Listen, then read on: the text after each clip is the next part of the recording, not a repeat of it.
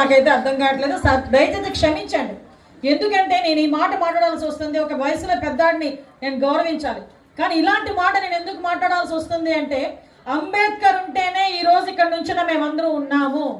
అంబేద్కర్ గారు రాజ్యాంగం ఇచ్చి మాకు హక్కు ఇచ్చారు కాబట్టి ఈ రోజు మీ ఎమ్మెల్యేలుగా నుంచొని, నువ్వు డిప్యూటీ సీఎం అయినా, నేను ఇక్కడ హోమ్ మినిస్టర్ అయినా, ఇక్కడ ఉన్న వాళ్ళ ఎమ్మెల్యేలైనా, మేమందరం కూడా అంబేద్కర్ గారు ఇచ్చిన భిక్ష, అంబేద్కర్ గారు పెట్టిన రాజ్యాంగం పట్ల మనకు వచ్చిన హక్కు.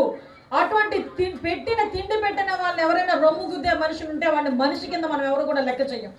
అటువంటి అంబేద్కర్ గారి విగ్రహాన్ని తగలబెట్టేసి దాని ద్వారా రాజకీయం చేద్దాం అనుకుంటే, నువ్వు సరాసరి వచ్చి ఇది ఎందుకు జరిగింది, ఎలా జరిగింది అని మాట్లాడడం మానేసి ఇక్కడికి వచ్చి కూర్చొని రాజకీయం చేసి, తెలుగుదేశం పార్టీ వాళ్ళు మీరు చేశారు కాబట్టి మీరు వెళ్ళి వాళ్ళని అరెస్ట్ చేయండి అని పోలీసులకు ఇన్స్ట్రక్ట్ చేసే పరిస్థితి. ఇదాంటి రాజకీయం అంటే, ఇదాంటి మీ పరిపాలన అంటే? ఇందుకైనా 2 సార్లు ఇక్కడ ఈ నియోజకవర్గం వాళ్ళు నిన్ను గెలిపించారు? ఇందుకైనా డిప్యూటీ సీఎం పొజిషన్లో నిన్ను కూర్చోబెట్టి మాట్లాడారు?